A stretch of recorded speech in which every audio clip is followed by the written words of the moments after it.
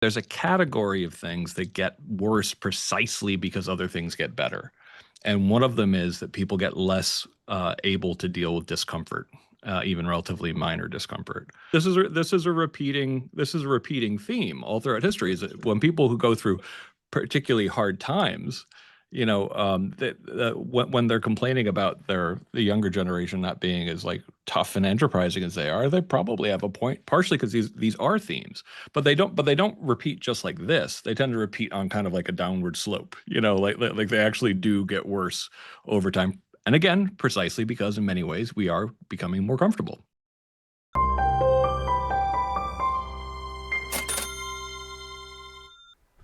Welcome to Thoughtful Money.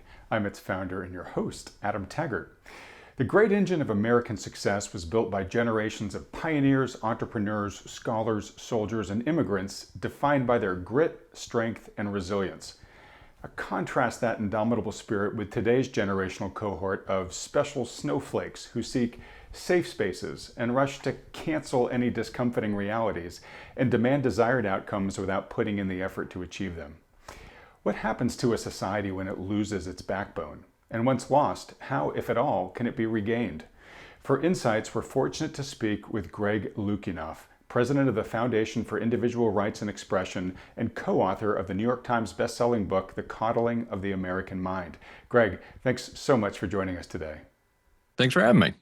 Hey, it is such a pleasure. I've been really looking forward to this discussion. It's a little bit of different fare for what we have on this channel, folks, but I promise we will tie it to the economy as best we can near the end. So Greg, as I mentioned there in the intro, you have written one of the best-selling books of the past several years. Congratulations to you and your partner, Jonathan Haidt, on the success of that work. Pardon me? Haidt. Thank you. To your partner, Jonathan Haidt. I think it's been a very important work in terms of sort of opening society's eyes to taking perhaps maybe a little more honest look at itself right now. So if we can, for folks that have not read the book, if we could just start with a quick synopsis of it. What exactly is the coddling of the American mind? And as I mentioned there in the intro, how did we devolve from the grit and resilience of the greatest generation, to today's cohort, which is a lot more, how do you want to say it? Less resilient is probably the nicest way I can put it. Yeah. So I'm a First Amendment lawyer. I'm a constitutional lawyer, and I defend freedom of speech at the Foundation for Individual Rights and Expression. And I've been doing this now for 23, 24 years. And I had my own, psychological issues, partially being in the culture war all the time. And when I was recovering, I was studying cognitive behavioral therapy. And in CBT, you learn to sort of talk back to exaggerated ideas in your head. You get in the habit of like when you're like on a plane and you immediately go, we're all definitely going to die, to be able to be like, no, that's catastrophizing, that's fortune telling, that's all of these things. And to be clear, it's not the power of positive thinking; it's the power of rational thinking and rationally examining your thoughts, which is a pretty cool distinction. So, like telling yourself the data planes are actually some of the safest forms of exactly, thinking. Yeah. And for me, this was literally life saving. Like this got me really helped with my anxiety and depression in a way that has been permanent, frankly. But I was working on defending free speech on campuses, and I was like, okay, so if there's enough research to show that if you engage in cognitive distortions, you will be anxious and depressed, why do all the adults on campus seem to be kind of like telling students, essentially, usually through example, do catastrophize, do overgeneralize, do engage in, fortune telling and worse first thinking? But at least as of 2008, when I started on this journey, the students weren't really doing this. But then very suddenly, right at the end of 2013, going into 2014, I started noticing that students, a new cohort of students were arriving on campus where it seemed like they had imbibed what I would call reverse CBT. It's like they believed that you should catastrophize, that you should engage in emotional reasoning, which is believing any feeling you have must come from something real and specific, and you already know what that thing is. And I noticed this, and I realized pretty quickly that I've been worried about this for years because students who were showing up on campus, they were justifying cancellations, they were justifying deplatformings, they were justifying trigger warnings and new speech codes on the idea that that people were really fragile, they could be permanently damaged by words, and it was all rooted in this catastrophic, distorted way of thinking about everything, frankly. And so I approached my then new friend Jonathan Haidt, who's now probably best known for his book *The Anxious Generation*, his follow-up to *Coddling*, which is excellent. And I said, John, I think this is not just going to be a disaster for academic freedom and free speech, my specialty. This is going to be a disaster for the mental health of the students who actually believe all of this stuff. They're going to be miserable. So we wrote the first article for The Atlantic way back in 2015. Actually, this August will be the 10th anniversary of that original article. And I always joke. And then we fixed it all. But actually, things got much worse. And we wrote a follow-up book called *Coddling of the American Mind*. 3 years later, it came out to try to diagnose the problem. And we tried to kind of get back to the idea of it as if we were giving a generation horrible advice. So we came up with this idea of the 3 great untruths. And we said that and these are things that don't stand up to either modern psychology or ancient wisdom, that essentially if you teach people these bad ideas, they will be less happy, less resilient, less than they could be. And the 3 great untruths, we tried to distill it this way. What doesn't kill you makes you weaker is one of them. Like the opposite, obviously, of what doesn't kill you makes you stronger.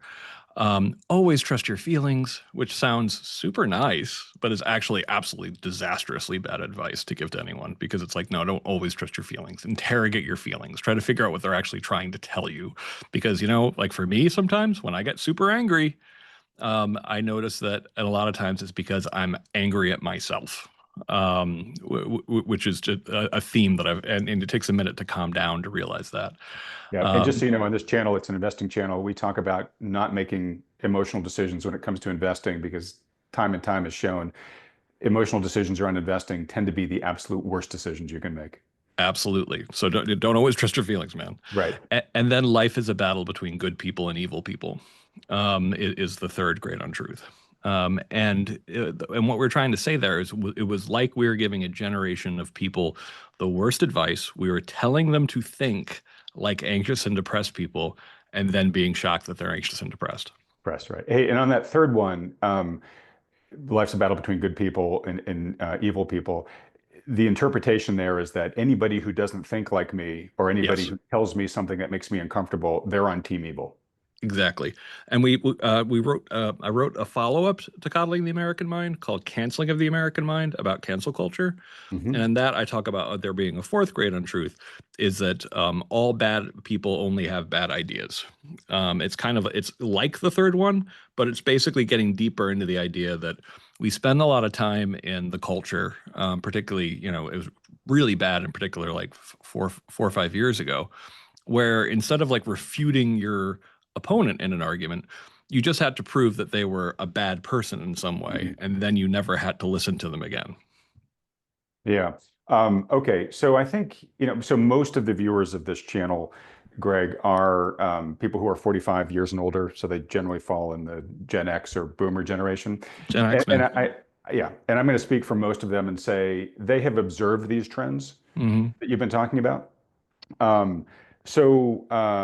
I was going to ask you about these untruths, but I want to ask you, okay, so what happens to a society that adopts these truths, which you've said are basically kind of like anti-truths, right? If we're programming ourselves with the exact wrong stuff, what implications does that have for society? But I guess before we get to that question, let me just ask you, how did these untruths become America's dominant operating principles? I think it came from several different directions. I try to explore this as well in *Canceling of the American Mind* to get to the unique contribution of higher education into this.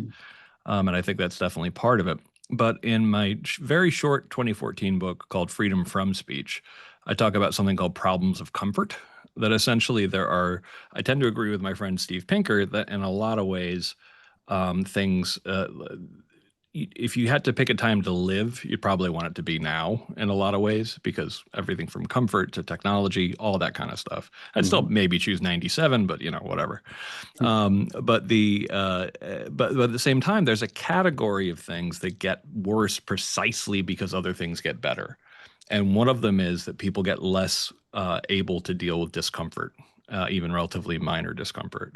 So it's predictable if you're heading towards utopia, where everybody's like happy all the time and around people they love and having like a lovely time, that they get less comfortable with difficulty and discomfort. So I think that that free speech being threatened is a predictable problem that comes as other things get better. So I think that some of this is a problem of comfort, or what we called a slightly different phenomena in Coddling in the American mind, a problem of progress. It's something that it's a dark side of otherwise good developments. Can I interrupt you just to ask a question here? Because Sure. there's a great parallel, I think, being here. There was a book written in the 90s called The Millionaire Next Door. And it was written by two PhD researchers. So they're not saying we've got a secret formula to become a millionaire. They're saying we've surveyed thousands of self-made millionaires. This is what they all have in common, right? And things like frugality and a lot of key shared commonalities amongst these folks. Yeah. What they observed was that the wealth was oftentimes fully spent by the second generation, the wealth of the first generation. And it wasn't necessarily that the kids were crazy spoiled and blowing it on Cristal and jet streams.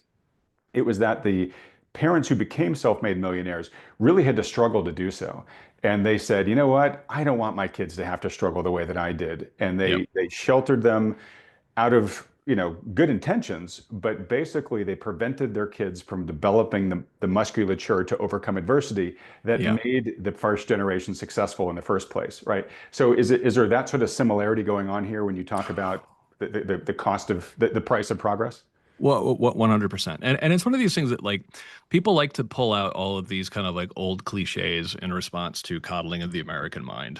Like, oh, people have always been complaining about young people being soft, like in the past. And while that's absolutely true, it's important to remember that compared to, say, I don't know, like the people who fought in World War, in World War II, their kids weren't soft. Like this is a repeating theme all throughout history. Is that when people who go through particularly hard times, when they're complaining about the younger generation not being as like tough and enterprising as they are, they probably have a point. Partially because these are themes, but they don't repeat just like this. They tend to repeat on kind of like a downward slope. Like they actually do get worse over time. And again, precisely because in many ways we are becoming more comfortable. It's so interesting. I had this exact question to ask you, which is, do you see this as a seculum, like the fourth turning? Fourth turning. I expected, by the way, like I used to read, I'm a big Russian literature person, and Tolstoy, in War and Peace, he has this second epilogue, that talks about theories of history, and basically sounding like he was trying to come up with a mathematical theory of history. And I was pretty dismissive of this as an idea. Like, that's not the way history works. History is contingency, like all of this kind of stuff. But then I read first Peter Turchin's End Times, or I think it's called, which was excellent. And it basically made an argument like, listen, we're not trying to look for physics for history, but we are looking for some predictable mathematical things that would happen under certain circumstances. And I'm like, okay, that makes a lot more sense. And Peter Turchin's the big believer in the idea of elite overproduction. That essentially, like, if you have too many people who want to be in the elite of their society and not enough seats, you're going to have problems. Yep. But then I read it's Strauss, right? Strauss and Howe. Yeah. And Neil Howe, The Fourth Turning, thinking that because it sounds like the title sounds like magic. It sounds like it's like the Seventh Seal or something like that. Yeah. And then I read it and I was like, oh, this is about parenting. Like, this is essentially saying that there's a seculum, which is a length of a human life, that include 4 or 5 generations. And during that time, there's what might be called normal parenting, or typical parenting. Then there's overparenting, extreme overparenting, neglect are all these kind of like predictable cycles, and they produce Hmm. different kinds of kids in response to them. So I had to, and then of course like how good. Reading the 97 version of The Fourth Turning is Coming, as opposed to the new one, The Fourth Turning is Here. Yep. The Fourth Turning is Coming. It's kind of like, we think things are really going to, go to hell around, I don't know, 2025. And it's like, we think that it's probably going to begin around 2008. And it's like, it's Yeah. like, okay, wow. That's pretty good, man. Yeah, so just full disclosure. So about every 6 months or so, Neil Howe comes on this program, Oh, and he's I great. get his latest update. He's great. So the He question, also points out that Gen X is the coolest and toughest generation, which is true.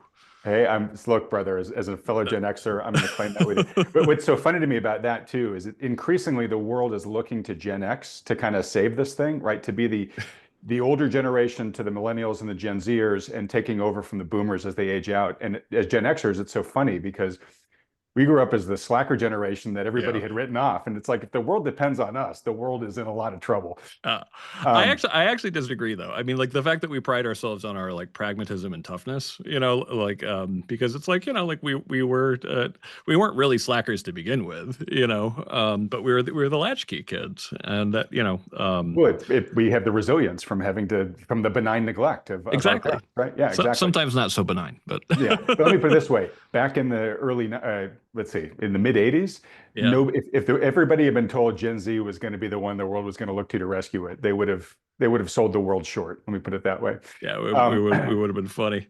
but you answered, I think, my question. I just want to make sure. So it sounds like you do see it as a seculum where it does go in cycles, and it's sort of this hard times create, Yeah, good men create strong men create good times create weak men, et cetera. And I was going to ask you, okay, so is that like the seasons that we just keep going up and down between the two? And I think your answer is kind of, kind but of. it happens as you're going on this sort of ever devolving trend. Yeah, exactly. Okay. So I think that there's no, history has thematic repeats. So like the idea that history rhymes but doesn't repeats is sometimes a good way to say that. But and I talk about in some cases, particularly since I'm concerned about global threats to free speech, because that's kind of what I do. Actually, Hmm. I have a new book that's coming out on the 22nd called The War on Words, with the form Fantastic. Remind me at the end of here, Greg. I'll tell you people exactly where to go pre-order that book. great with the former head of the ACLU. Like the situation for free speech globally is pretty dire at the moment. And I'm a little bit worried that but the kind of calamity that I think takes sometimes to like start the seculum over is something that I'm not exactly looking forward to either. So Mhm. I'm kind of holding my breath during this fourth turning. Okay. So I'm sorry, I kind of took us on this tangent. It's an important one, so I'm glad we took it. But we Yeah, were going through how did we get here for these to be society's dominant operating principles. Um, you mentioned, and I'll let you take it any way you like, but you mentioned, that colleges have kind of become the ground zero of the yeah, incubation of this idea. Would love to figure that out. And then also, there's a parenting role in here. You yeah. sort of alluded to it earlier of overparenting and then hyper overparenting. So I'm sure those are two of the factors on the way to how we got here. Absolutely, yeah. So the role of higher education, is profound because we are. I mean, at this point, about 35% of people have bachelors, and we are I think, shamefully dominated by people who are elite college graduates in terms of like sort of like the ruling structure of the country. And I've Mhm. been watching things devolve on campus at Fire Fire's been around for 26 years now, and it's been pretty terrible to watch a lot of these institutions and a lot of these departments drop their viewpoint diversity and turn on free speech. Okay, But and one sorry, oh, when you reference FIRE, you're talking about your Foundation for Individual Rights and Expression. Just wanted folks yes. to know what that was. Oh Okay. yeah, yeah. I mentioned it in the beginning, so but that's probably expecting a long memory. Yeah. But and it's important to remember that education schools, like have had what might be called sort of like what I don't love the term wokeness. I kind of like Tim Urban's idea of social justice fundamentalism, is the way he calls Yep. it. But going back decades. So a lot of these sort of what we call the great untruths, we believe students have been pretty much directly taught these in K through 12. And I have to deal with this with my own kids in some of these institutions. Yeah, So I and do so think, so why is that? Because educational institutions, colleges in particular, yeah, are supposed to be where you go to get your mind opened and to have your ideas challenged, right? yeah. And it somehow has become the opposite. What was the genesis of all that? Um, there were people pushing for it quite directly, going way back. I mean, like Herbert Marcuse comes up a lot in this discussion. He is a Frankfurt School neo-Marxist who really thought free speech was a big part of the problem. He wrote this, in my opinion, very primitive article called Repressive Tolerance, where essentially he's arguing that if we want a truly equal society, that means people on the left need freedom of speech, but nobody else should have it because they're regressive. And people still venerate this dude. He was called at the time the sort of the guru of the new left, and it's really this kind of like old-fashioned idea of good guys should get free speech, but nobody else should.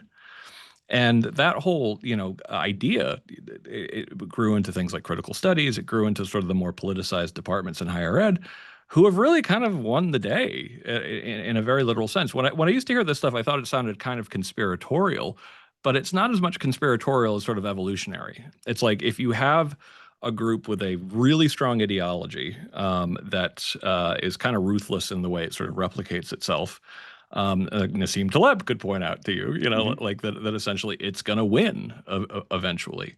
And And sorry to so, interrupt, but is this sort of like the progress happens one funeral at a time? That like as these people just kept multiplying and the old school died out, they yeah, became the majority of academia, I think?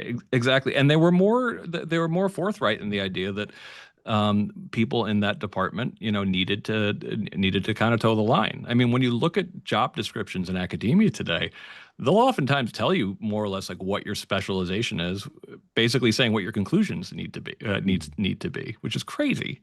So academia is in trouble, Okay, and but it I'm sorry to interrupt, but again, just sure. to the core. So why did this guy's ideas take root? Like who said we like this and we're going to try to fight to make this the dominant way that academia thinks here? What stakeholders benefited from this line of thinking? Well, I mean, like the kind of like the hard sort of neo-Marxist left, it replicated itself kind of unapologetically. It drew people in who sort of agreed with them already, and so it became something that, like I said, like once it was there, even though political correctness, came and then was kind of laughed at by the rest of the academy and the rest of society, and we all thought, thank goodness that's over by say Hmm. 1995. What was actually happening on the ground was where these departments were replicating themselves. At the same time, you started having this massive expansion of the bureaucratic class in universities, Yep. who, by the way, are largely staffed by education school graduates, which is a piece that I actually kind of missed when I was doing my writing earlier. So very heavy ideology, very much an idea of essentially that we owe students a comfortable environment, but we also mean one that's not politically offensive. And really, what they mean is politically offensive to their own sensibilities. Right. And so you ended up having this very completely controlled environment, really dominated increasingly by people who are heavily ideological, who believe kind of like that they're the good and kind and nice people, but at the same time that since there's no viewpoint diversity in this group, you end up with a situation where like there'll be I think the favorite example is writing really harsh peons against fat phobia. But then at the same time, when you have students on campus basically saying, death to Israel, that's fine because that's politically acceptable. But like something that's much, much milder is not okay because it's Yeah. politically incorrect. Got it. So you get these weird, contradictions. Let me Yeah. ask you this too. So yeah, so the fascinating point about the education school graduates Yeah. advancing this, right? So they're kind of creating the future because they're providing the white papers and rationale for why the system could be this way, and people are accepting it because they're the experts, right? Yeah. Um, That also seemed to correlate at a time where the government took over the student loan market, Yes. which allowed basically it divorced the universities from the students' ability or inability to repay Yeah. their loans. And so there was this perverse incentive for the institutions to raise tuitions and costs as Yes. high as the government was willing to lend money to people, which was very high, right? Yeah. So it gave them a lot of funding to be able to do what they wanted to do, correct? Massive amounts of money with very little responsibility. Yeah.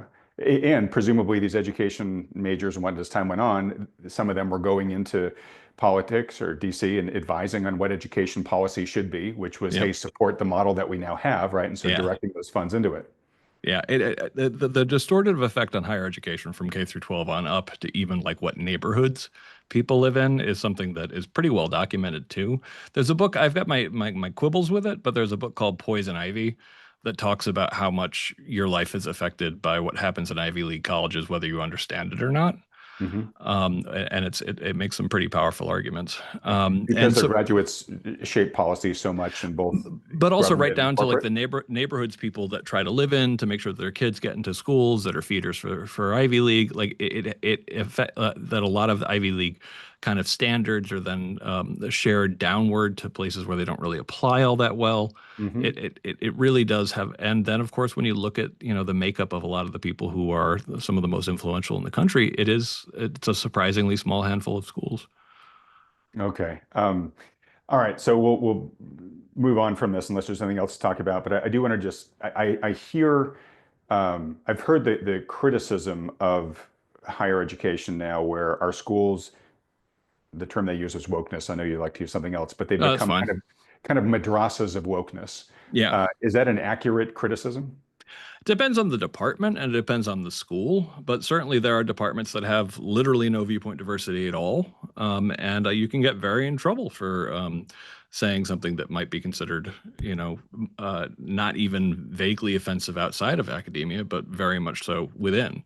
I mean, that's one of the reasons why we use Harvard a lot. And even though I object to do a lot of the things the Trump administration is currently trying to do to Harvard, when you look at some of the cases that we've seen at Harvard, including like Carol Hooven's case where she faced a cancellation and eventually left Harvard because she said that I think that we shouldn't pretend that biological sex doesn't exist, and Hmm. this is an evolutionary biologist. Or you have like Roland Fryer, a black scholar himself, but who did a study of police shootings, and to his own surprise, he found out that actually the evidence for really disproportionate shootings of unarmed black men wasn't in the data. He did conclude, by the way, that he thought that police shoot too many people in the People, yeah. United States, but not that it was disproportionate. And these are things that are treated like heresy. Heresy. Yep. And then next thing you know, like people are trying to ruin your career. And here's the part of the downstream effect here. Nobody trusts experts for this reason at this point. They saw some of the stuff that happened during COVID, for example, Right. but they also saw thousands of these incidents like the ones I talk about in Coddling and Canceling the American Mind. And it leads to a situation where essentially, like if an expert says something that's very popular or fashionable, like on a college campus, everyone kind of rolls their eyes. I'm like, well, sure, that's what you're going to say. It leads to a kind of perverse situation where experts suddenly have more credibility if they say something that I would call counter narrative. Hmm. But to a certain extent, it sounds like you're saying the well has been poisoned here, that folks are just less likely to believe anybody because Yeah, the experts have failed them, right? which So is a very dangerous space to be in. that is, and we'll get to that in terms of the knock-on effects of all this in a moment. So creating a bridge from this, so you're talking about things that could get you in trouble if you were counter to the think inside the university itself, right? Yeah, University holds these values, you've got a challenge to that, you need to be canceled. This is a bridge then to the parenting style as well. So that's the university disciplining you. But yeah, then you also have parents who have coddled their children. Maybe we can talk for a bit about what trends have led to that. And to the yeah, point where, little Johnny called me and said that his professor said something in class that hurt yeah, Johnny's feelings. I'm calling the dean and saying, I want that guy fired, right? So that yeah. you've got kind of a double barrel of oppression going on, one from the actual administration side, but then the other from the parenting side, right? Yeah. Well, in coddling, we talk about, and it's the first time I think people had heard this term. Safetyism. Hmm. And safetyism is the idea of raising safety to being kind of like a sacred good. And by sacred, you mean something that there are no trade-offs. That essentially that it would take even an infinitely small amount of additional safety is infinitely valuable. That essentially and that's what kind of like we mean by sacredness. And you could see this progression, in through childhood. And we were trying to be very clear. Seat belts, bike helmets, all this kind of stuff. Great. They have good research on them. They lower injuries a lot. They were worth it. But once you actually have, particularly, and I think this is something that's made possible by living in communities that are less politically diverse as well, you didn't have any pushback to every sort of incremental improvement in safety, no Hmm. matter how far the trade-offs actually are. You had no one saying, "Oh, this is ridiculous." Like we're basically depriving children of challenge. We're depriving them of risk. We're making sure that they don't have free play, that their playgrounds are so painfully boring they don't even want to go to them. And I say this as Right. a dad of a 7 and 9-year-old boy, which has just happened in my own neighborhood. We used to have this totally fun playground, completely destroyed it. I made it basically only suitable for like 5-year-olds. Sanitized by safety. Yeah. Yeah. And the pushback on this obviously is you're trying to kill my kid. Yeah, exactly. Yeah. And it's like, yeah, do Height and I say anything goes? No, of course we don't. What we say is that kids will like play that allows them to dose some amount of risk, and that scraped knees and scraped elbows is actually pretty healthy. Yes, occasionally, sometimes a broken bone, might happen as well. But we're not talking about life-threatening risk. We're talking about, kids still being allowed to climb a tree, for example. And the focus on this kind of worship of safety, particularly in sort of upper middle class and sort of upper class kind of areas, it really can lead to this sort of preventing your children from having the experiences that make them resilient. So I talk about this a lot, and this is one of the things I was really looking forward to talking to you about. Something I've heard, and this might be apocryphal, so Yeah. I look to you to tell me if this is just all wrong or not. But I've heard that there was a study done. I'm sorry, I didn't do the research in advance of this to see who did it or if it's even true. But that if you talk to somebody who was born before, I think like 1996, Hmm. and you ask them, what's your first memory? How old were you when you have your first memory of being out in the world independent of your parents? Like Yeah. you were able to walk to school or walk to grandma's Yeah. house, whatever, right? 5. Yeah. 5 to 7 is what you hear. And Yep. then after 96, it's like 12 to 15. Yep. And what changed, this is what I heard, is basically two things happened at once. You had the development of 24/7 cable news networks Yep. where you had always on news, right? That you need to fill that airspace. Yep. And then sadly, you had the abduction of Polly Klaas, which actually happened very close to where I live out here in Northern California. And then a few other child abductions. And they were Eight just, on, yeah. pardon me? 8 on 8. Okay, yeah, and they were on the airwaves all the time, and it really put the idea in parents' heads for the first time. Oh my God, my kid could be abducted, right? Yeah. And so it really changed parenting. And then of course we had 9/11, not too long after that, and parents became even more fearful of their Yeah. kids' future. So the outcome was that uh, when you're 5, 7, and you're out there in the world playing with your friends, you have many years of learning how the world works, scraping your knees, Yep. negotiating disagreements with your friends as you're playing games. Um, and by the time you get to college, you're kind of a fully formed, resilient person. You know how to deal with adversity and social adversity and stuff like Yeah. that. Whereas when you start much later in the game, you have fewer years to do that and to mature so that by the time you get to college, you still perceive differences of opinions, social friction as more of a physical attack. And that's why you Yep. want to demand a safe space or cancel that guy or whatever. Is there truth to what I'm saying here? Oh, absolutely. And it wasn't actually a study, but it was something that Height and I would ask, and Height continued to do it pretty much at any talk Oh. about So like, this was your question that I'm yeah, remembering here. Oh, yep, fantastic. about, and it was pretty much without fail, like people, who were born 95 or earlier, would say like the first time they're left out, when I was let out, I was 5, You know, like I could go down to the corner store and get a comic book, and it was awesome. Mhm. But really seeing like how uniformly it was that people were saying that like they really couldn't go out of the house by themselves until they were like 12 is like, oh my God. Because like, and this is a really important concept to understand in psychology. It's called an internalized locus of control. And it basically means that do you believe that you have some ability to control your own world?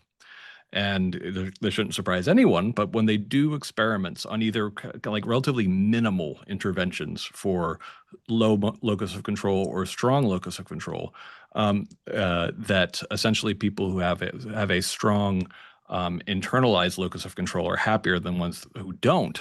Um, that like for example, they would do these things in like elderly care facilities and old folks homes, as we used to call them, very Mhm. on PC. And they would give them like little the elderly who were there, some control over what their environment looked like, and then they would have a control group where they really didn't. And just the ability to have some control of what your environment looked like had really noticeable and substantial effects on happiness. And kind of unsurprisingly, like if you feel like you Right. have no control of your world, you don't feel great. And if you don't actually have the experience of adulting, if you don't have the experience of being out in the world, have developed that sense that you'll be okay, even if stuff goes wrong, and even if you can't like get advice from an adult, then you're going to be more anxious and more depressed because you don't have an internalized locus of control. You have an external locus of control. And that is extraordinarily depressing. And I think a lot of this is at the center of why we have such high rates of depression. And of course, distorted thinkings contribute to all this. Right. Right. Okay. And I know that's another one of your reasons for why these untruths became so dominant is Yeah. rising teen anxiety and depression. And so there's this control factor, but there are other things as well, right? I'm sure there's digital devices and social media have Yeah, not helped that at all, that type of stuff. that sped all of these trends up. Like the digital devices, to be clear, produce some great things as well. But in terms of like all the factors we talk about in coddling, polarization, ideology, all of like distorted thinking, like all of this stuff, like it was made worse by social media and phones in the pockets. Yeah, and I don't mean to make light of this, and I know you're big into behavioral science, and just to let you know, my wife is a marriage family therapist, Oh, so nice. Okay. it's important inside the home here as well. But like one of the things that I think is emblematic of what we're talking about here, especially amongst kids, is there's this excuse now, this rationale for not doing something called, well, I had anxiety or I have Yeah. anxiety, right?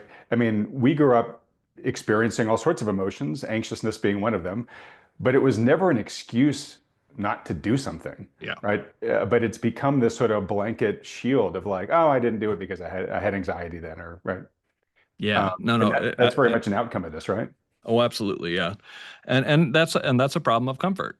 That essentially like the idea that having anxiety, which would have been addressed, in previous generations by my generation being like, so what, Yeah, and like but pull up your big boy pants, buddy. Like y- that's y- yeah, yeah, but for the older generation being like, I can't believe you admitted that, like yeah. you don't, fake it till you make it, man. Go do the thing. Yeah, and sorry, I'm so enjoying this discussion. So thank you, by the way. Th- there was a best-selling book called The Boys in the Boat. It was made into a movie. It was about I don't know this one. it's about a University of Washington crew team during the Great Depression that ended up going from obscurity to winning. I think it was the Olympics.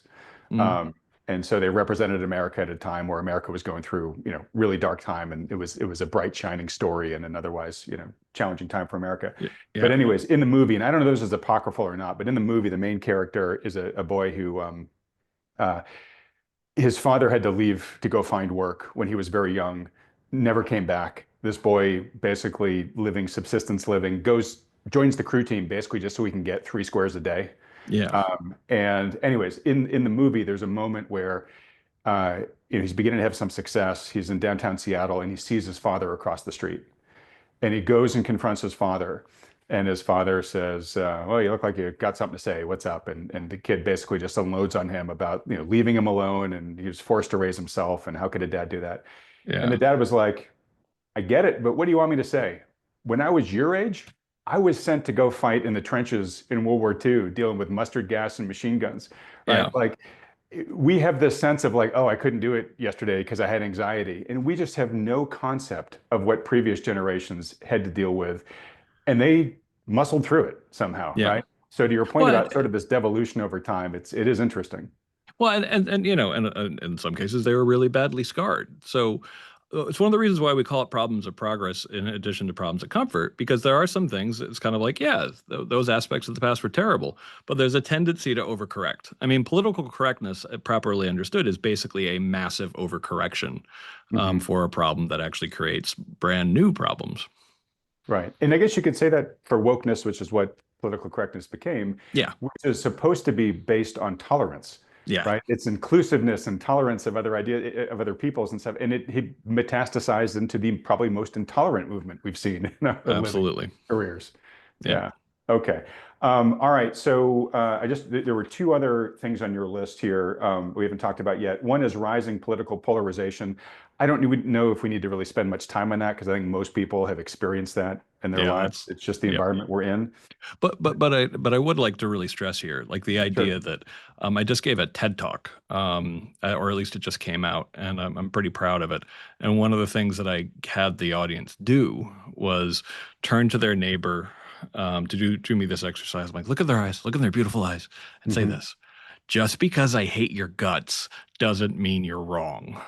Because I really wanted to burn into their heads that it's like, yes, we've reached a stage where, if a bad politician that we despise has an idea, it can't possibly be the right idea. And this goes on for both sides of the political fence. And it's like, no, that's stupid. Like, good people don't always have good ideas, and bad people don't always have bad ideas. We know this, people. That and also too, like nobody is 100% good or 100% bad. Sure.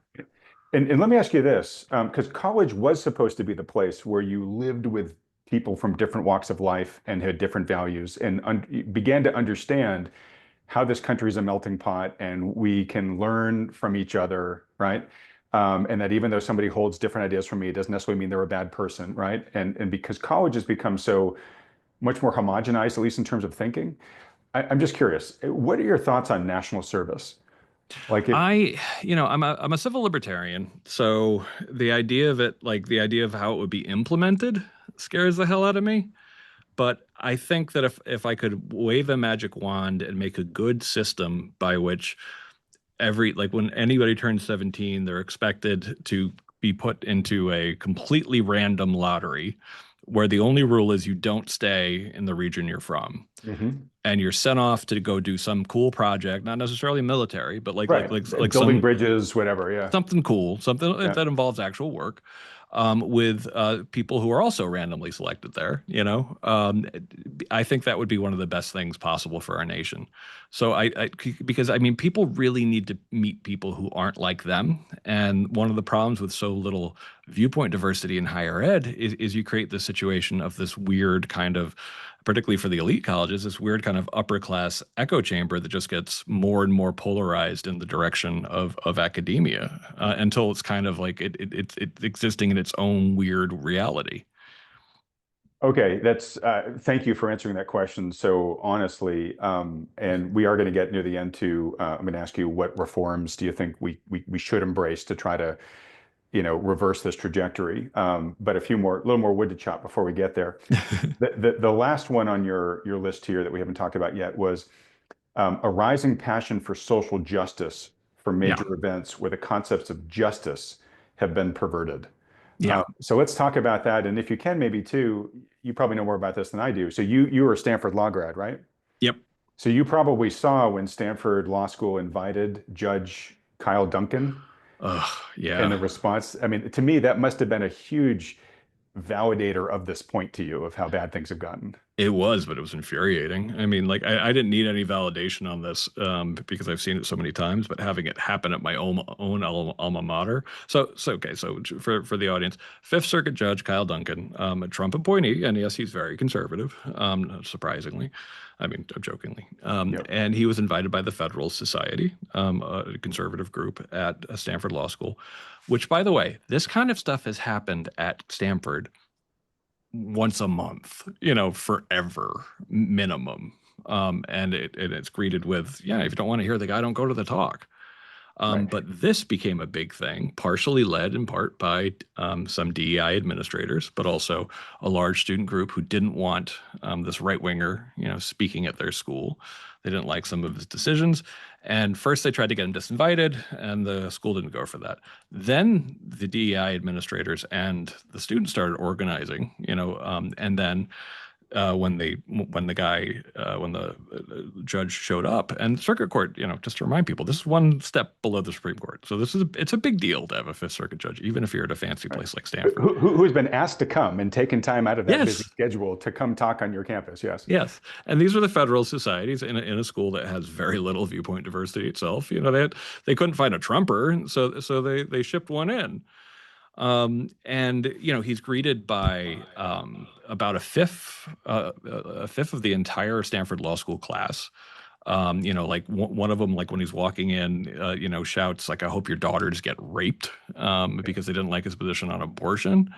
And for 10 solid minutes, he is shouted down when he tries to speak, and with and then at exactly pretty much 10 minutes, the DI administrator who'd been working with them, her name's Tyrion Steinbach, got up and she later tried to claim that this was unplanned. But she unfolded a pre-prepared speech from her pocket. It's like unplanned, yes. Hmm.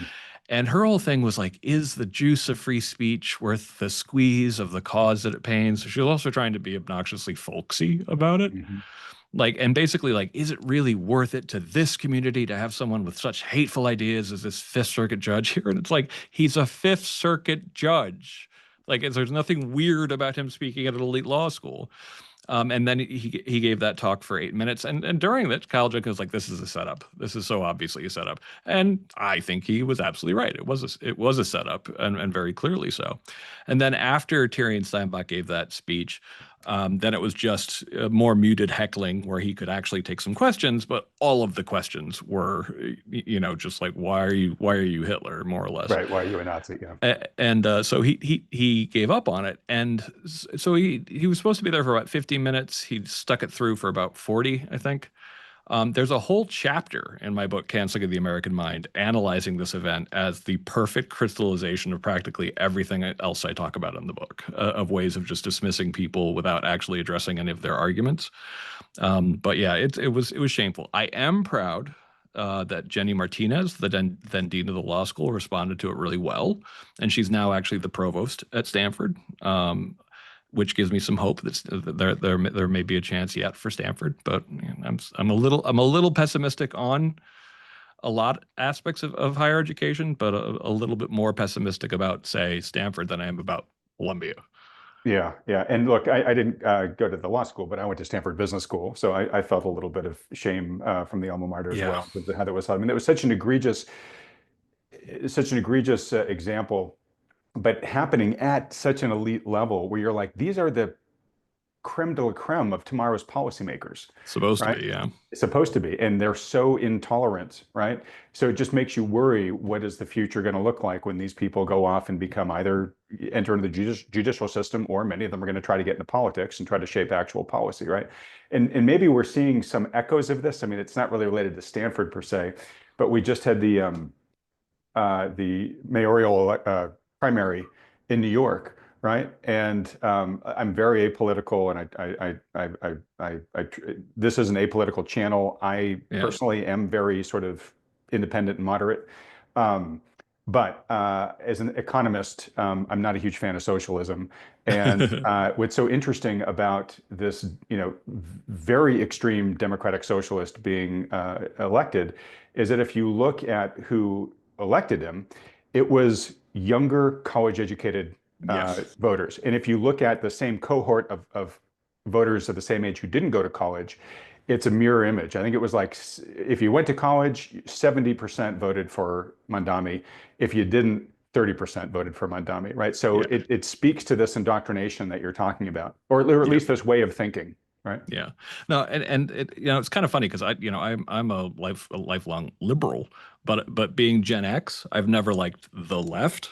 Hmm. Like the people who had the kind of people since my family fled the Soviet Union who would tell me actually that the Soviets weren't that bad. It's kind of like no, no, no, no, no, no. Yeah. This isn't going to end well for you. Yeah. And yeah, like it is really kind of frustrating to see a lot of these bad ideas, refuse to die and actually continue to get propagated. And that's one of the things that I do think makes the problem in academia so hard to solve, particularly, while also respecting freedom of speech and academic freedom, because you do have these departments and these bureaucratic departments where essentially it just kind of propagates itself.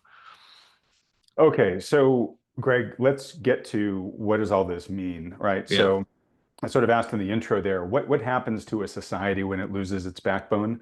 Yeah. Um, uh, this channel focuses on the economy and the financial markets, and I'm not asking you to be an economist or a market expert here, but an economy is made up of people, and it's made up Yeah. of people buying things, and it's made up of people going to work and making things, at least until, the robots take over all our jobs. Yeah. So if we are like I don't know if it's this bad, but if we are at risk of having sort of a lost generation because the rap on it was first the millennials, it's now the Gen Z on steroids of like, look, these kids just aren't ready for the workplace. Yeah. They just don't understand what hard work is. They don't they take negative feedback personally. They either want to sue, bring it up through HR, Yeah. that your aggressions are unacceptable, or they just quit, right? And they say, forget Yeah. it. I don't care about money anymore. I'm just going to do van life the rest of my life, right? Yeah. Individually, they can do whatever they want, right? But collectively, as a society, if we're saying, whoa, we've got a bunch of boomers who are skilled and are now retiring in droves, right? Yeah. 10,000 a day hit retirement age. We are not replacing them with 10,000 a day of eager, bright and shiny, folks that have been, in many cases, taught the fundamentals for being successful in the workplace. In fact, to your point, they've kind of been indoctrinated with the opposite messages. So what does all this mean for society in your mind?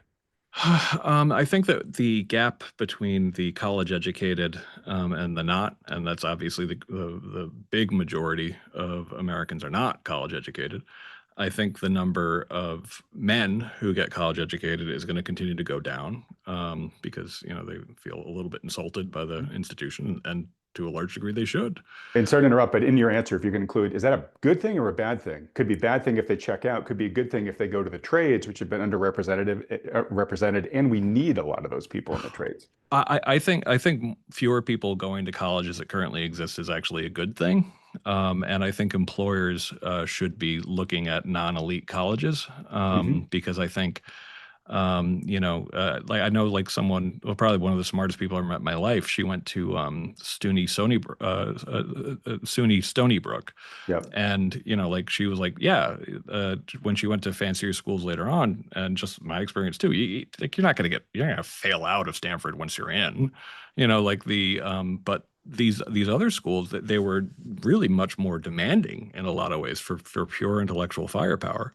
So after Coddling came out, me and Haidt heard from so many employers who are saying this new generation of students coming out, particularly the elite colleges, are dysfunctional. Like they want us to get rid of all of our, irascible geniuses because they sometimes they're conservative, or sometimes they're a little bit spectrumy. Sometimes they say things that they don't like, and sometimes even students or younger people claim they said things that they didn't like. Right.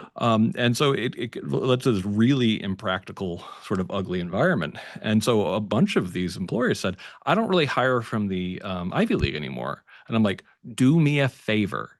Tell everyone that. Say that loud and proud. Tell that story. Yep. because it will help with reform. It will help get people to be like, you know what? I'm hiring from Indiana University this year. I'm hiring from University of Virginia. I'm hiring from some of these other schools, some of these big state schools that don't have this problem nearly as badly. Because I think really you have to start doing that, because that's what will scare elite higher education into sort of into reforming itself. Because I do think that when you have and the biggest threat, and this shouldn't be surprising coming from me, the thing I'm the most scared of is the future of freedom of speech. Because if you have a situation where people believe that they're heroic for opposing speech, that's a very dangerous situation to be in. And I believe that we have at least a generation of activists coming out saying, it's like, well, yeah, I mean, obviously I think I should have free speech, and I'm radical in defense of my own free speech, which is like, well, no kidding. Right. But shouting down other speakers and making sure that, maybe one day that some of them go to jail, that's a very dangerous position for a democracy to be in. And it's happening in the rest of the world now, and it's not pretty. All right. So this is to your point of social justice kind of getting perverted, right? Where I'm so wonderful because I shoot down anybody who says something that's not part of the main ideology, right? Exactly. Yeah.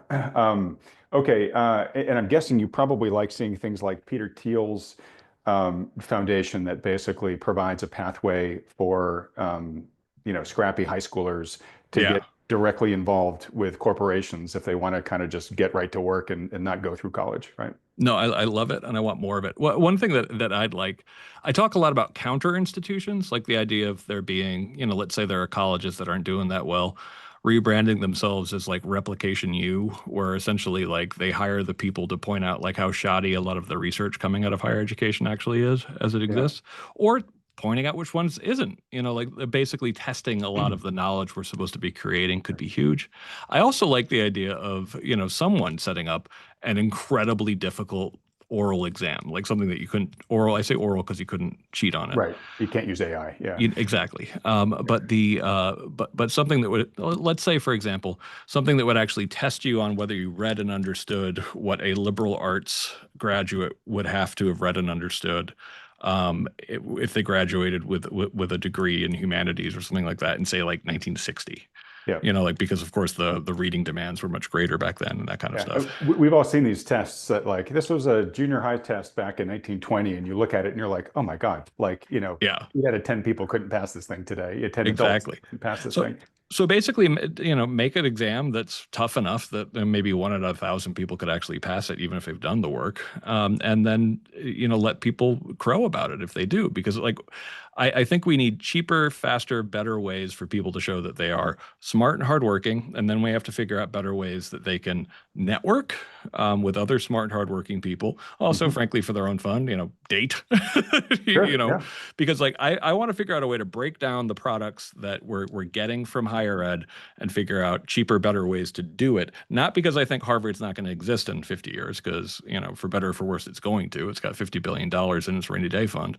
But to make sure that there are ways that we could actually have the brilliant, scrappy young people of the future having gone through alternative ways, and then actually really being noticed by a Goldman Sachs or something like that, to be like, actually, we like someone who can get through this program is the one we want.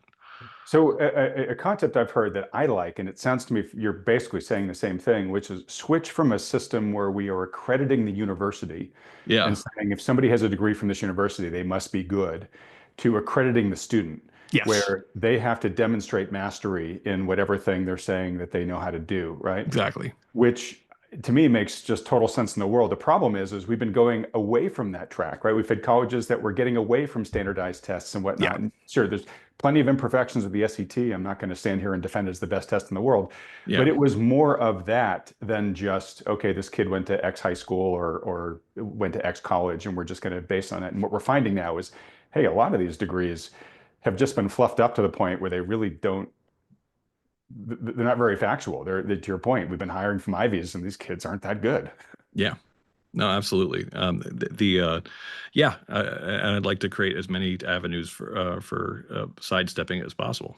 Okay. So, Greg, look, you've been so generous with your time. We're getting on the hour. I'd love if we can to go for another 5 or 10 minutes if you've got the Sure. time, and we'll wrap it up. I just don't want to get some big questions for you. I don't want to cut you off without giving you a chance to answer them. Um, so, I want to ask, you've given us a few things that we could be doing, right? Hmm. I want to ask in a couple other areas as well. So, I think higher education, you've just given us some food for thought. Let's talk about K through 12 education, Yeah. right? Yep. What can we do there? I mean, we've had this surge in homeschooling where some people have just said, "I'm just getting out of the system," Yeah. but you don't want to give up on the public school system.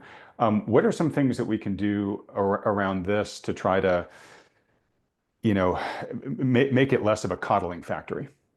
Yeah, no, it's tough because the forces. I'm reading David Zweig's Abundance of Caution at the moment about the Hmm. shutting down of schools during COVID, and it's pretty horrifying. It gives you a sense of kind of like what the industry that you're up against. And it's a shame too, because like my kids go to public school and they have absolutely lovely teachers, but I think it's a system that is just really in decay in a lot of ways. So I think I wrote something called the Empowering of the American Mind that was kind of like a list of kind of a guidelines for K through 12 reform about Hmm. ways to sort of principles you could build it around. But I do think that it's a space where we need as much as experimentation as we can tolerate, and probably still some more beyond that. People keep on saying that technology is going to disrupt things, and that's been disappointed in many ways. But I do think AI is a little different. I think AI, something that can kind of keep up with how much you've learned, kind of even holistically, and kind of remind you of what part you may have fallen down on. I think that some of the technological strides we've made in how we educate people could potentially allow for what could essentially be homeschooling for pods of kids, and I think that should be bigger. That more kids should be doing that. I think actually I've heard that Peter Thiel has a model that he's working on for grade school. I mean, the funny thing is, as far as like a model for grade school that I always thought was just rich kid BS when I was a kid, and then learned, is really excellent, is actually Montessori, for example. Okay. But I really think we have to disrupt K through 12 in a big way. I think someone who's thinking big on this as well is Sal Khan at Khan Academy. Yeah, yeah. Like some of his ideas, I think are phenomenal. I mean, I think the idea of like credentialing the student could be the way to go, because I think about like what hiring like a single excellent K through 12 teacher and then being like, you're in charge of educating these 5 students for the entire year, and we trust your judgment to figure out how to do that, and they'll go out and play with ones from other pods. I think that there's smarter ways to do this whole thing, because the sort of giant edifice of public K through 12, it's just a mess. So let me ask you this. You're getting my gears flowing here. So I'm not going to get into the rightness or wrongness of it, but the current administration has said, hey, look, we're going to dismantle the Department of Education at the federal level, and we're going to let the states really do what they see best here. Yeah. Um, I could see a role for, I don't know if it's at the federal level, but let's say at the federal level, that, hey, America's a really big place, right? Yeah. And so why don't we, let's just say at the federal level, partner with all the different states and say, hey, look, here's a dozen different models that we want to pilot and then measure and then report out how they do, right? Yeah. And maybe the federal level isn't to tell every school how it should be, but it's to run all these test cases and collect the data and then let us actually see what works so that the individual states can then adopt the things that seem to be working best. How does that strike you? Is that crazy? I'm all for it. I mean, like when it comes to what, local education is supposed to look like, it's supposed to have a lot of local control.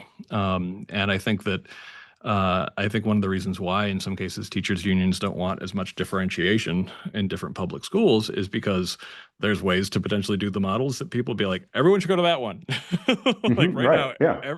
everybody's got to go to Northern Utah, because that's where they're doing it right. So yeah, I am all for that kind of experimentation, and I think it can't happen soon enough. Okay. And then how about just sort of a general parenting style? So, your kids are going to K through 12 or whatever, they're still at home. Yeah. What should parents be doing differently to raise more resilient kids? Oh yeah, I mean and I say that as someone who I really wanted more of this in Coddling of the American Mind, but I was told a couple times that it was going to sound disingenuous, essentially. And I'm like, but I really am an anxious parent. Like I want to be clear here. I am an anxious parent. I'm not Hmm. recommending this stuff as if I think it's easy. I find it very hard to live these values. I have definitely learned from my own kids that have been very against pushing down academics to younger grades and very pro large amounts of free play and traditional summer camp, for example. But of course, I'm being reminded that all kids are different, and that's one of the reasons why I need experimentation. Because my youngest is absolutely that kid. He needs more free play. He needs traditional summer camp. He needs running around like crazy. My oldest, my 9-year-old, he's an academic. Like he wanted to like if you can give him a book to read, he's happy. And so I have really learned that one, you do have to constantly remind yourself to challenge them, to Hmm. tell them directly. You have to and put them outside of their comfort zone that they have to learn how to do some of the stuff themselves. Chores are really important, for example. If you can, and I've definitely fallen down on this one, dinner together is a good idea as well. I have a little bit of a harder time with the outdoor free play because I live in Washington, D.C., and like right downtown. So that can be like just running out. It can be a little bit more difficult. But finding other parents who value that, it can be a huge difference. So definitely try to find other parents who value, outdoor free play. But another thing is like just don't schedule them from 6 a.m. to midnight. Like them having the capacity to get bored is great, but also, of course, I try to keep them away. I'm not that concerned about TV, but I am concerned about devices, Right. and because that can be a massive time waster. And I try to point this out sometimes. The evidence on video games, for example, like the evidence on video games, it's nothing like social media, like in terms of like outright harm, but the harm of video games is that it crowds out being outside and actual life, and that's Yeah. pretty bad by itself. I had girls, not boys, and I played video games growing up, but Yeah. so I didn't have to go through, boys playing Call of Duty, all through the Mhm. night with their buddies. I do feel kind of like that. Video games are kind of like digital devices where there's a lot of science and they're trying to get you addicted and dopamine and stuff like that. But the Calls of Duty of the world, I do wonder, like, is that really good to is it kind of programming your kid to be a psychopath? Like just learning how to kill lots and lots of people? I don't think so. And there has been research on this because I mean that's certainly a common sense, idea, but and there was a lot of attempts to sort of like ban or regulate violent video games, and they tried to prove that violent video games make people violent, and they really just couldn't do it. And actually, probably the one of the funnier graphs is the popularity of violent video games graphed against like murder and violent crime statistics. And it's like, actually, if you look historically, it looks like There's like um, a negative correlation. a negative correlation. Yeah, we're Yeah. getting all our aggressions out in the digital world that we're doing it less in the real world. Yeah. Okay. I played plenty of Doom, I mean, when I was I in, did too. Yeah. I yeah, mean, look, yeah. when I was in college, and it never made me want to shoot an actual person. Okay. All right. So let me ask you this.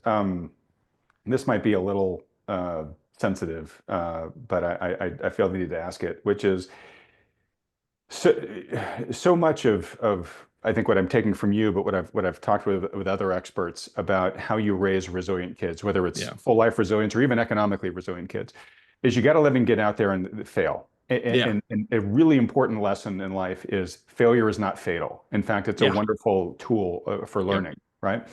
But it means you get to go out there and scrape your knees, lose Yep. money, whatever, but deal with the stresses and the negative repercussions of doing things wrong the first time and then iterating, right?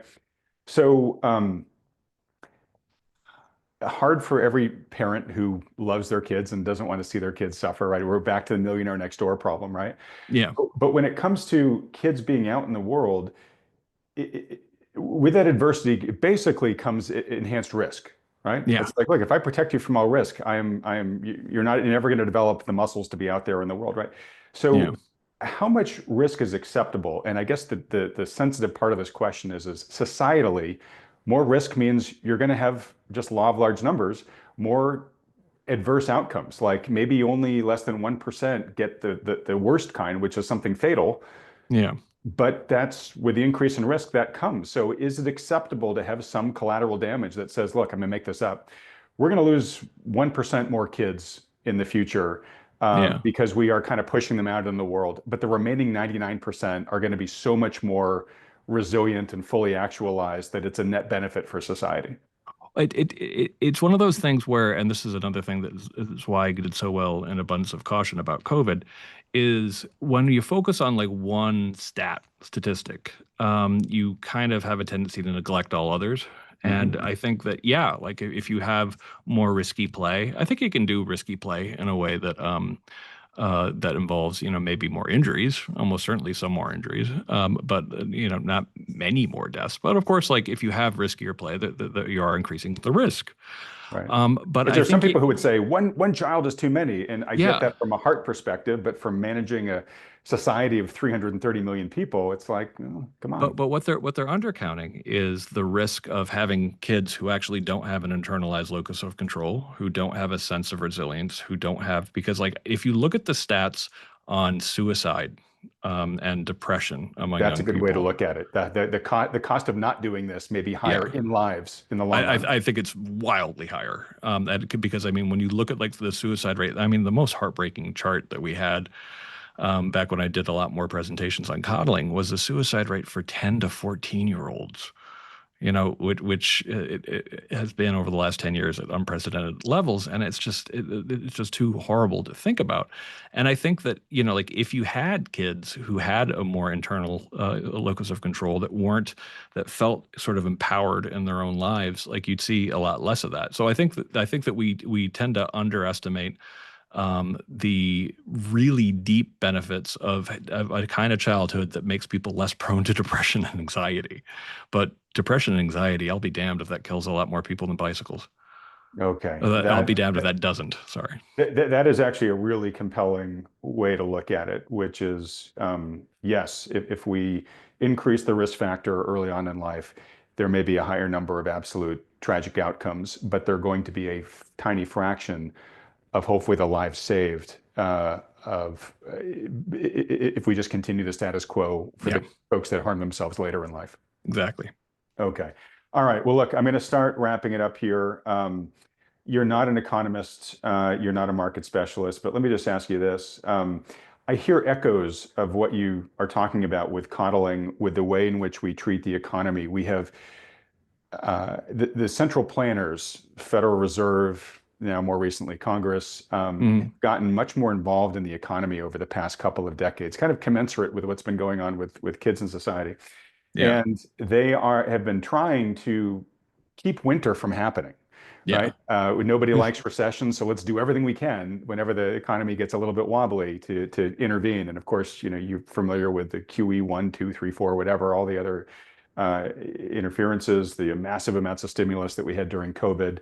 Um, and sort of similar in the markets too. For the better part of the past 20 years, whenever the markets looked a little wobbly, we had, the quote unquote plunge protection team or the Fed stepping in to try to keep things goosed and keep everybody happy and have a trickle down wealth effect and all that type of stuff. Mhm. So, is this an analog of what you're seeing culturally, just in society in general? Yeah, it very much is, and in a very direct sense, and this is what I mean. So basically, I feel like what I defend overall is, and I don't mean this in a political sense, is small L liberalism. Hmm. And liberalism is basically the idea that there are some things where if you do less and there's less centralized, less top-down control, everything gets better. Better. Yeah. And one of them is, of course, capitalism. Essentially like the idea that kind of like if you allow for free markets, this kind of magic happens that actually destroys poverty and produces all of these Definitely some ills, as Adam Smith would tell you, just as much, probably better than anyone else, but also tremendous, wealth of nations that has this incredible, stepping out of the way. And it's frustrating to the expert class and the expert mindset because it's a system in which there's nobody ultimately in charge. There's no king deciding what the economy. There's no grand nagus, Right. above everything, deciding what everything should be like. And it's the same thing with democracy, also a liberal system, or democratic republic, or depending on how people are sticklers for that kind of stuff. But participatory democracy, like basically like things that involve say so from the people. But there's also this third category that didn't even have a name that Jonathan Rauch, my friend, gave it, called liberal science, where essentially the way we figure out what is true is not just scientific method, but it's a process of debate and persuasion where there's basically only two rules. No argument is ever truly over, and nobody gets to call special authority to end an argument. Okay. And that's where freedom of speech comes from. That's where scientific method comes from, all of this stuff. So I think what we're seeing is a battle against liberalism because a particularly educated kind of Mandarin class has always struggled with the idea. It's like, this can't possibly work if nobody's in charge. And to be a real jerk about it, it's kind of a midwit opinion. Like essentially, when you look at some of the brightest people around it, they get actually liberalism. They get the idea that some of these systems work better because nobody's in charge. But that's a hard concept, and we're always pushing back against it to a degree. And one of my big fears is that centralization is a powerful force, and it wants to kind of win everywhere. And that would be the death of, a lot of prosperity, but also of a lot of human freedom, possibly all of it. So that's super fascinating. And I think the only thing I would maybe add to what you said there is one of the challenges of capitalism is, and I'm a huge fan of capitalism, Mm-hmm. is that as it runs, there are people who gain advantage, and what they try to do is reinvest the fruits of their advantage to try to tilt the field even more to their advantage, right? So this might Yeah. be corporations funding politicians to then put favorable regulations in place that help them but deter competition, stuff like that, right? So Mm-hmm. you start moving away from pure capitalism to crony capitalism, corporatism, whatever. And I think there's some of that going on. Yeah, And absolutely. then on the other side, there's this sort of safeism that you're talking about, right? Where for capitalism to work, for that invisible hand to do its magic, you have to have creative destruction, Yeah. right? You have to let the bad models go. And I think just like we sort of have in society now, people don't want that. That doesn't feel good. That hurts. That says one way is better than another. And we're in this, coddled environment where no, everybody should get a trophy, right? Yeah. Yeah, yeah. The idea of the sort of like certainty of people's getting their feelings right. You basically can't have any kind of organic society in which nobody ever gets their feelings hurt or gets or challenged or has down days. Yeah. Like that. So, That's a formula for dystopia. yeah, and let me ask you this, and I'm not trying to. This isn't a gotcha question, so ask it and answer any way you like. Um, there's a lot of there's a big difference right now between I think the way things have been, Yeah, right? This safism, nobody gets their feelings hurt, and in many ways, and again, I'm not being part. I'm not trying to pick a partisan side in this. I'm just acknowledging it as a partisan difference. sure. So the Biden administration and Biden-Harris administration was probably the peak of what we've seen so far in that type of thinking, right? Yeah, You now have the Trump administration, which is seems to be much more of a tough love yeah. type of situation. Do you expect at this point in time going forward from here, the pendulum to start to swing from safism, DEI, all that type of stuff towards the tough love now that the Trump administration is trying to usher that in? Or do you see the tough love being rejected and it swing all the way to the other side, almost like we're seeing in the Mamdani election? I mean, the most honest answer here is I don't know. I think we're in sort of like we opened up talking about the fourth turning. I think we're in the fourth turning crisis, and Hmm. I don't know where we're going to end up on the other side. I do think that some of the ways Trump has handled some of the reforms, even some of the reforms I agree with, like with higher education, a lot of them have been rejected by the courts, and because it's been going about them in sort of like a clumsy way, guaranteed to be defeated by courts, and that scares me as a formula for not achieving any of these reforms where they're needed, but also to creating a giant backlash. Essentially, like you mentioned. So I don't know, like where we're actually going to end up on the other side of this. I try to practice the epistemic humility I preach, and even though I'm not always that humble about predicting the future, I just know we're at a crossroads, and what things look like in 5 years, I just don't know. Okay, well, I appreciate very much the honest answer. Look, you have been absolutely fascinating to talk to, Greg, and you've given me more of your time than I asked for. I appreciate that too. So thank you so much. I hope at some point in time we can have you back on here and kind of call an audible on where we are in this fourth turning from the Sure. perspective of your area of expertise. And I hope that things go more in the way you hope. Yeah. But who knows? We'll just keep our fingers crossed. First and foremost, for the book that we've been talking most about, The Coddling the American Mind, where can folks buy that? I assume pretty much anywhere books are sold. Pretty much everywhere, anywhere books are sold. There's also a documentary that came out about it that's really focused on the mental health aspect of it, which I highly recommend as well. Okay, and where can folks watch that? It should be, I believe it's on Amazon, Google, Apple. I think you have to purchase it, but Okay, but on the major streamers, yeah. basically.